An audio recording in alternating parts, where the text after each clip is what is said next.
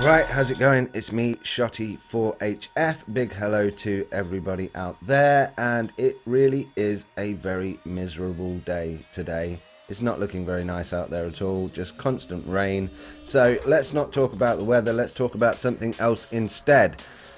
And what I wanted to talk about in this video is the fact that I finally bought the Melda Productions plugins. Okay, the plugin suite from Melda Productions. I was using the free version for a long time, which is basically, I don't know, for those that don't know, Melda Productions, they do a lot of plugins, a lot of great plugins, and they actually have like a free production suite which kind of contains a lot of their plugins from their entire package, and then obviously they have packages that sort of go up from that with more plugins, and there's a lot going on with Melda Productions. I literally have been using the free version for a long time, and I was finally able to upgrade to the paid version, which I'll talk about in a minute, but I will leave links in the description so you can go and check these out for yourself. I just wanted to talk about, now that I've bought the plugins, I feel like I can really talk about them a bit more, and just go through some of the ones that I really like and have started to use quite often in a lot of my productions. Okay, so I'm going to start off with this one, and also just talk about, one reason that I ended up buying the plugins is because there are certain features that are disabled in the free version, certainly from a point of view of customization. And one of the things was, believe it or not, just being able to resize the plugin, which is something you couldn't do in the free version. And when you have the free version, it has this little red band down here saying, these are free, but please upgrade if you can. And yeah, after a long time, I was finally able to do that. And I think at the time, it was around £43, I think, to upgrade from the free version to the paid version, which is certainly good value for money. Right, okay, so here is something that I did not know at the time of making this video. Okay, so if you want to buy any Melda Production software, you can use my referral code, which I'll leave in the description, and get 20% off your purchase, okay? And a little bit of that comes back to me in the form of credits that I can use on the Melda Productions website, but you get 20% off the sale price if you want to buy any Melda Productions software. I just wanted to throw that in there, and of course, if you're liking this video and you find it interesting or useful, please do give it a like and subscribe, because it really helps and I really appreciate it, and I will be back with more. That's all I wanted to say. Back to the video. And this EQ, certainly now that I can resize it and really sort of, get it looking the way that I want, kind of makes it more usable to me. People might argue that that's irrelevant, it's all about the sound, but sometimes it is about what you've got in front of you, and the user interface kind of assists with the workflow and stuff like that. So I just want to talk about this EQ for a minute, and why now I'm using it quite often. I've got several other EQs that I use, but I'm just going to talk about this one for now. So when I'm playing back some music through this, obviously it has this analyzer section here, which is very responsive. It might be lagging a bit because I'm screen recording at the moment at the same time. Now it shows you all the points there and the sort of harmonics. There's way more that you can do with this, which I'm not going to go into. You can actually look at the frequency spectrum where it shows you where the bass, low, mid, sub bass and everything else like that is, and it can kind of show you the octaves as well, so you can kind of have that kind of as a gauge to kind of assist you for, if you need that kind of thing. Generally I don't mess around with that, but what I do like is this sonogram, which I'll show you what it looks like. If I just play this back really quickly. Okay, so now I've always referred to this as a spectrogram, or at least I thought that's what it was called, but in this it's called a sonogram. And you can change, obviously, the settings in this. You can change the colors, you can change the transparency, but as it is sort of the default setting, I really find this useful for being able to see the harmonics in a sound. Okay, I'm using this is on I think this is on the bass at the moment, but you can see really clearly where the fundamental is and where some of these harmonics are that are sort of going into the upper frequencies. Excuse me. And I find that very useful, especially when, there's something coming through in the mix and you're not sure what it is. you can really use this analyzer to assist you in finding some of those frequencies. And also, you know, in those situations where you might want to turn down the fundamental but bring up some of the harmonics in a particular sound, this is really helpful for that. And over here in this section on the side, you have what sort of signal you're processing. So whether it's the mid signal, the side signal, or the mid and side, you can see the left and right channel. So it's kind of versatile in that. You've also then got saturation on the EQ, which really brings out a bit of warmth and additional gain when you start to use that. Essentially, it's just an EQ, but I really like it and I use it a lot, especially because of that analyzer section. It saves having another plugin, you know, in line to be able to see that kind of analysis. And then another one that I use quite often here is the band pass filter. Obviously, you know, for high passing, that kind of thing. One thing I like about this is, as you'll see, the slope, the decibels per octave curve on this. If you look into this list, it goes up to 120 decibels per octave. You know, there's one sort of built into the input EQ of Cubase, and it only goes up to 48, which, let me say that you don't necessarily want to go that steep all the time. Generally, when I'm mixing, I will have as low a curve as possible. You know, I don't like to do those kind of surgical EQ sort of movements, filter movements, but every now and again, it is handy to have that there. And like I say, 120 decibels per octave curve is a very steep curve. And in some situations, it can be quite handy. So, I mean, let's just have a quick listen. If to turn this up, as you can hear that there, you know, it'll probably be more apparent if I just put that onto the stereo out.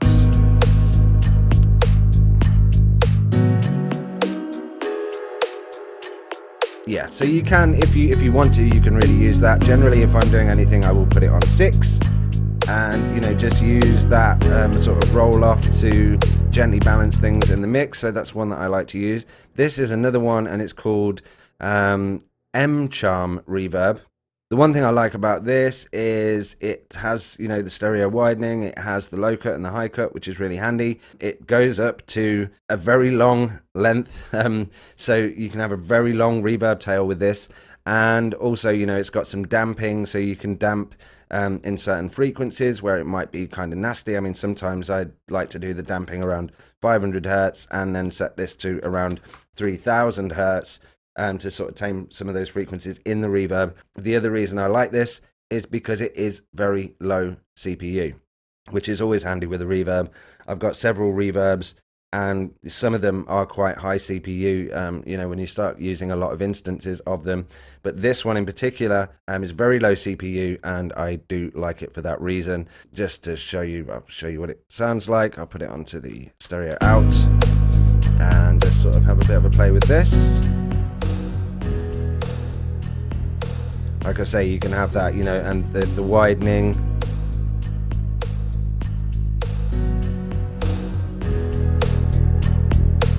Yeah, it's a nice reverb. I'm not doing it any justice with the track that I put it on there, but again, like, I'll leave the links to the free version so you can go and check this out for yourself. The other thing that I like to use as well is the frequency shifter. So this one. One thing I do like to use this on sometimes is if you've got like a repeated sample, you know, going into a drop in a track, especially an electronic track, you can actually use this, automate the shift to create your kind of own risers and sweeps and that kind of thing. I'll have a quick run through some of the others that are in there, maybe not give you a demonstration on each one. We've got the saturator, which is a really handy plugin, and you can add additional harmonics, second, third, fourth, and fifth harmonics, turn them up. It is just a really nice saturation tool. They obviously have a compressor in there, which is just a very good compressor, and you can get this sounding exactly how you want it. Then the other thing we've got is the stereo expander, and this does exactly what it should do, and it has the high pass and low pass, but also, again, sometimes I automate this on the stereo out, so when it drops into a chorus or something like that, I just automate that, so then you just increase the stereo width when it goes into that next section of the track, and it makes it sort of, you know, a bit wider and sort of come out to the front, and it makes it sound, you know, just that little bit more, a bit more impact when it goes into that section of the song. So I sometimes automate this on various parts of the mix. The next one is spectral pan. This is quite interesting. This is where you can actually set certain frequencies into the left and right channel, so not the whole sound. So for example, I will give you a quick demonstration of this one. Let's just put this on the output and I'll show you what I mean. And again, it has the sonogram, the same sonogram that's in the EQ, so you can see where those harmonics are. Oh, there's still got the frequency shifter on. Hold on. So here, if we put on the sonogram, we can see the harmonics in the actual track. I wouldn't necessarily use this on the output. I would use it on you know, certain individual sounds, so you can spread the pan of the frequencies. And how this works is you literally just draw it in. So there, around 1K, I can have in the right channel, and then down to 2K I can have in the left channel, and so on, and maybe draw something like this. So you're actually splitting the upper frequencies across the left and right mix. You're panning by frequency rather than by sound, and this is very helpful in certain situations to give some sounds, you know, an interesting width, not just increasing the sort of stereo image that's already there. You can really tailor this to specific frequencies and yeah, create the sort of image that you want. So yeah, and you can use the sonogram so that you can focus this panning on the actual harmonics of the sound, which is really, really interesting and a useful tool. So that's in there. There's also an oscilloscope, and this is very useful for actually, especially for sound design. You know, so you can sort of see the shape of the waveform. You know, if you're creating your own sounds in Serum or something like that, having this on is a very handy tool. There's all sorts of other things in there as well. There's tremolos. Let's just have a listen to this. You know, and obviously you can turn on the sync to get those kind of effects in certain sounds. And if you were going to use this on something like a Rhodes piano or something like that, it would definitely generate some interesting sounds. And there's a lot more in there as well. If I just go through some of the folders and you go into modulation, there's also an auto pan, there's a flanger, there's a phaser, there's a ring modulator, there's a vibrato. Tell me if I'm saying these things wrong. I always say it and then think, is that how everybody else pronounces it? So I'm not sure, but vibrato, I say it like that.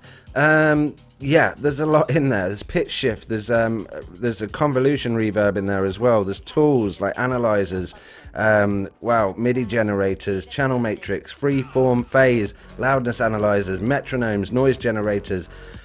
Yeah, obviously it kind of goes on. And this other plugin actually, which I haven't mentioned, is this Utility plugin, where you can actually sort of, you know, if you've got latency issues, maybe sort of going in and out of your hardware, you can use this delay section to compensate other tracks for that.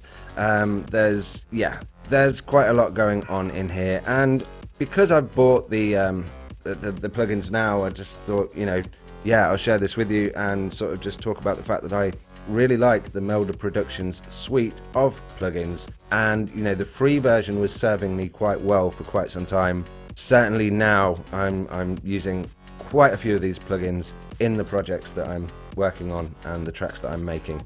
So definitely check them out if you haven't already, and like I say, I'll leave a link in the description to the free version. Do let me know in the comments, do you use these plugins? Have you used them? Don't you use them? What do you like? What don't you like? Do let me know, because I'd love to hear about it. I love talking about this stuff. On that note, I'll be back with more videos very soon. So if you like this video, please give it a like and subscribe, because I will be back very soon with something else for you. And until then, take it easy, stay creative, keep smiling, sound.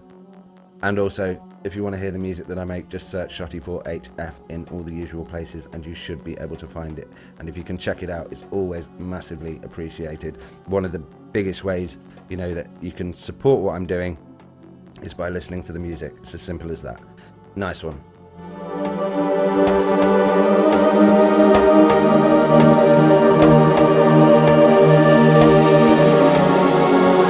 Causing a cascade of errors and malfunctions. Systems crashed, data corrupted.